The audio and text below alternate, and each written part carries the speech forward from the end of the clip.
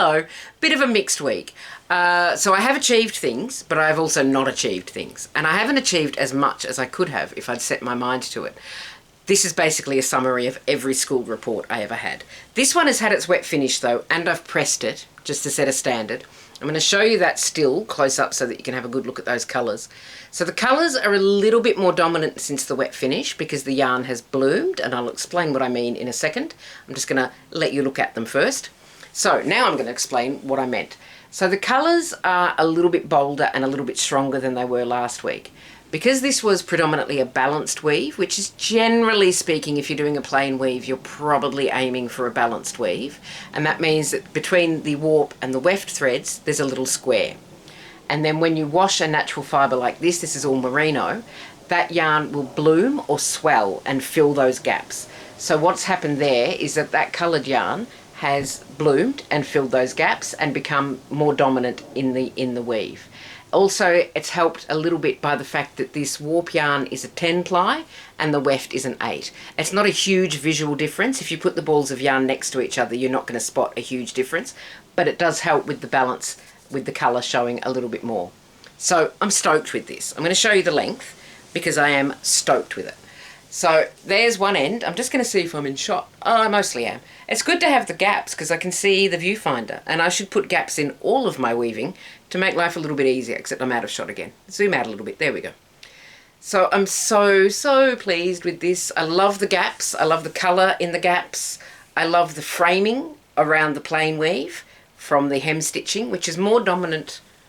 It's more dominant on the other side. I will show you that in a second. But I'm going to show you the length first, and I'm going to show you the fringe, because the fringe is just this lovely... I'm going to show you the fringe properly. I'm going to pretend that I've held something up for the camera before. The fringe is just this riot of colours all twisted together, and I love it. I haven't cut the fluffs off. I'm keeping this one, so I haven't decided yet if I am going to trim the ends there. Sometimes I leave the fluffs because I just like to touch them. Sometimes I trim them off because it does look a bit more professional. But looking professional has never really been one of my main concerns. I mean, you've seen my YouTube channel. So yes, stoked with this. I'm just going to show you the framing again, because I really like how it came out. So I will use this technique again, as I said last week, maybe not like a full length one, but as a detail on the end of the scarf, I think it'd be really nice. Or I could just do another full length one, because who knows what I'm going to do in the future. Not me. I don't know. Don't ask. So the other thing I had last week, oh, that's got fluff on it, was this one. Now I was saying last week, because there's slub in this weave, you can see there's a little bit of a texture in there. I was hoping that when they all lined up, I'd get like this visual effect of a bit of texture when I wet finished it and everything shrunk and bloomed and did everything. I've got so much texture in this, I cannot believe it. So I'm just going to show you. The orange yarn has basically just had a little bit of a party. I've got huge amounts of tracking, which I love. I've got texture, I've got all sorts. And what is interesting about this one compared to the other one is that in this one it is the warp that has become more dominant in the wet finish. And that's because the warp is a slightly heavier weight. I mean, you can see, hopefully, all that texture in there. It's lovely. So the warp is a slightly heavier weight. Oh, look at that texture. Let's show you some more texture. Look at all this texture. Amazing. So yeah, it's basically orange. It's basically orange. It's basically orange. Get my thumb down. Ridiculous. With a bit of colour in it instead of bit of colour with some orange in it. Did that make sense? I don't know. I can't tell anymore. So I'm really pleased with all the texture in this, and it is definitely orange dominant, which is fine by me, and it is a stash buster, which is also fine by me. Is that tracking showing up? So much tracking. It's so good. So it's a lot more subtle colour wise than it was before the wet finish, and the fringe is just doing its own thing down here. I have trimmed the fluffies off this fringe, and it's been twisted, and this has been pressed as well, by the way. I'm just saying. So I'm pleased with that one. It is definitely, the colours have toned down in this one rather than punched up, but that's fine. I didn't know what was going to happen because I don't sample. Now, last week I lied to your face. I lied directly to your face, and I'll tell you why. I said that the big loom was going to be out of play for a while because I needed to do some sewing because I had some fabric donated to make bags out of. So the big loom, I said to you last week, I said it to your face, the big loom was going to be out of play. And I lied, because the big loom is in play, and you will understand why when you see what's on it, because it is some very, very shiny, nice yarn. You can see why I had to get the big loom out as a matter of some urgency, right? Because this is a metallic yarn. It is very soft, because the metallics of today are not the metallics of the past, which used to be basically scratchy. I don't know that the metallic's showing. I'm going to run my hand underneath to maybe catch the light a little bit. And I'm hoping that my face is not in shot, because that would have been quite the angle. Anyway, it's beautiful. It's soft. It's going to have a lovely drape. And if you're looking at that yarn and thinking, I'd love to make something with that beautiful, it's got bronze, it's got purple, it's got green, it's on a black base, it's really nice. So if you are looking at that thinking, I would love to make something out of that, I would recommend that you maybe give it a go, but I am going to warn you, this yarn is going to hurt your feelings. This yarn doesn't care about you, and it will try and upset you in several ways. So I'll show you the other balls, because I thought I'd bought 4, but I actually bought 6. Whoops. So I've got 3 colourways. I've got this one on the loom, which is Glowworm. It's King Cole Firefly. That's not in shot. There we go. This one is Violet Dropwing. And then I've also got Tiger Beetle, which is sort of golds and reds and well, no, basically golds and reds. So you can hopefully see there the shine on that showing up a little bit better than it does on the warp at the moment, because I can't really wiggle the warp around. So this is going to hurt your feelings. A couple of reasons. So before I warp up with any yarn, I take the commercial skein, which looks like this. I pull out the middle and I wind it into a cake, which is like a ball of yarn that's sort of round and flat at the top and bottom with a centre pull. So it's nice and neat, sits on the table, and I can pull it out without any trouble. First ball, absolutely fine. Second ball, tangled around itself in such a comprehensive manner that I thought I was just going to end up throwing it out, because I had to say so many very creative swear words. Now, I don't think that that's a fault of the milling company. I don't think that it's a fault of the way that it's wound. It is the nature of this yarn. I'm going to show you close up. I'm going to get my finger in under here, maybe. See if I can see. I'm not wearing my glasses, which is probably not my best idea for close work. But I'm going to see if I can show you close up there. You may be able to see there's a little fuzzy black coating. Now that helps this get very soft or feel very soft, but it does mean that this yarn hangs on to itself, which is another reason why it's going to hurt your feelings if you weave with it, because if you've got a sticky yarn, that's what we call these yarns that hang on to themselves. If you've got a sticky yarn, it's very difficult to get what they call a clean shed. So if I raise or lower the heddle, that puts a gap in between the yarn that I then put the shuttle through. A clean shed means that that is completely open without any threads dangling or in the way. You can see just here that I had a little bit of problems with my clean shed, and I did have to unweave because I noticed I had a very long float up here. So it hangs on to its neighbour. So when you put the heddle up, instead of all the threads in the holes going up, it will also carry some of the slot threads up as well, because they're all hanging on to each other because they're best friends. Which is lovely, and I don't want to break up the friendship, but it is a little annoying. So if you were to be crocheting or knitting with this, I would say don't make a mistake, because this is going to be a nightmare if you need to frog it. No pressure, but make no mistakes. I'm saying a lot of terrible things about it, but it is really, really beautiful. I don't regret this. It's being a bit of a challenge. I've got a bit of a tension issue. I've already got one weight hanging off the back. If you get a very loose thread in your warp, you can hang a weight off it to keep it under tension. I've already got one. I don't know how many more I'm going to have, because clearly when I was pulling it all through to tie to the front beam, things were hanging back or caught up, and now that they've relaxed, everything's a bit loose. It's fine. My fell line's a little bit diagonal. It's all fine. This is going to be great. So I'm saying a lot of terrible things. I'm trying to warn you, if you are excited by this lovely shiny yarn, I don't blame you. I think it would be lovely to crochet with, actually.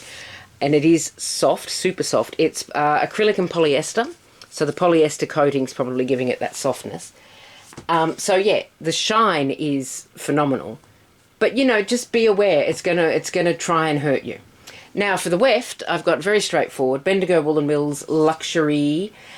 That's a great question. I can't remember. I think it's Luxury 4-ply. It's quite fine. So it's probably Luxury 4-ply, just in black. And that's what we're doing with that. So these other two that I'm pointing at that you can't see. Let me just get them back in shot. Let's just pretend I've ever made a video before. So these other two, I don't know that I'll be using these for warp. I think I will be happier and far less sweary if I use them for weft. The question is, what am I going to use for warp? But that is a question for future me. Current me is wondering how if I'm going to get to the end of this without having to put a weight on every single thread. It's going to be so worth it. It's going to look amazing. It's going to be so like glamorous and sort of like evening wear even, because I mean, you know, I know what evening wear looks like. It's shiny, right? Anyway, that's what's on the big loom that wasn't supposed to be on the big loom, but I have absolutely no willpower when it comes to shiny yarn. Now, something that I did this week that I've been half thinking about doing for about a year is I moved the sewing machine back into this room. This was Mum's room. There is a corner bench, and I'm pointing at it like you're going to be able to turn around and see it. The technology's not there yet. There is a corner bench just over there, and for years and years and years the sewing machine lived there, so it was always there to be used whenever.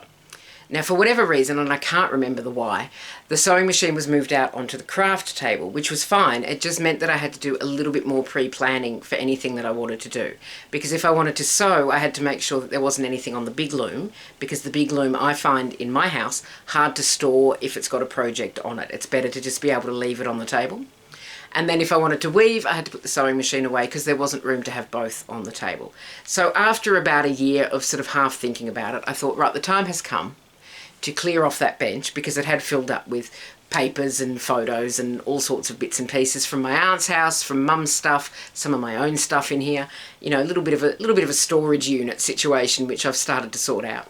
So the sewing machine is set up in its house, in its home, where it can just sit there and be ready to be used whenever, which means that the big loom is also set up and able to be used whenever, and I don't have to do as much pre-planning, which is lovely. I don't mind pre-planning, but I tend to get sort of sidetracked, and I'll sort of think, well, I want to weave, and then I will weave and I'll be halfway through that and think, actually, I'd really like to sew. So now I can like really slow down any progress by having access to all the crafts at the same time. Speaking of sewing, I did sew some Moore's bags with the machine in its, I was going to say new home, but it is the old home. So this was one from the fabric donations. I've made two of these. One of them's got the longer handle, so I can make, and sometimes make, a double length handle, which means you can hang it over your shoulder, which is quite handy if you're buying quite a lot. So this was part of the fabric donation, as I think I said. Isn't that cheerful? I think that's so cheerful. I love it. It's beautiful fabric. Nice heavy weight for a bag too. Now also, oops, breaking stuff, it's fine. This one is just some vintage fabric, darling. It's vintage fabric. I bought a bundle last year with the intention of sewing a load of vintage fabrics together. I'm going to hold that up so you've got something to look at while I yak at you. Sewing a bunch of vintage fabrics together and making a dress or a tunic or something out of these great old fabrics. When the fabric bundle arrived, they did look great, but the weights were all so different that I thought, I can make this work. I can fiddle around with this. And then when I examined my feelings about the whole situation, I realised that I couldn't be bothered. So instead, I'm using some of it for bags and some of it for other projects. And that's got a mismatch handle because I just didn't have enough of this orange to do a handle as well. And last but not least in this bundle is this one, which I love, because it's got a camel on it. It's a camel on that side. But if you turn it round, oh, it's also got an elephant. Isn't that fun? I don't get out a lot. Tell me that's fun. So that's what's happening. I hadn't made a Moore's bag since November last year. So it's really, really nice to get back into it. And it's really, really nice to be starting to work through the fabric pile. So I feel like I'm achieving things. Now you're thinking, this feels like the end of the video and we haven't even touched on the little loom. I'm going to show it to you. It looks the same as last week. There's a little tiny bit of progress on it, but not a huge amount. It's the same project. I've maybe advanced twice since I spoke to you. So it's still there. It's still ticking over. It's going. I don't know why I didn't get more done. I was going to get quite a lot of this done yesterday because we had a scheduled power outage, which was supposed to be from 9 till 4. So that obviously rules out sewing or anything, unless I wanted to hand sew the Moore's bags, and I don't want to do that. So I thought, that's great. I'll sit down and get quite a lot of weaving done. Didn't, because the power came back on and then I was able to sew. So you can blame the power company for the lack of progress on this, because I'm not going to take the blame for the lack of progress. Certainly not my own fault. Anyway, maybe next week. But I love how that blue's looking. Look at that blue. I love that blue with the orange. It's not to everyone's taste, but I like it. That is all I have for you this week. Thank you so much for watching. I'm just going to get my head all to behave lightly. There we go. Thank you so much for watching. I will see you next time. Take care of yourself. And I've already said I'll see you next time, so I'm not going to say it again. Bye.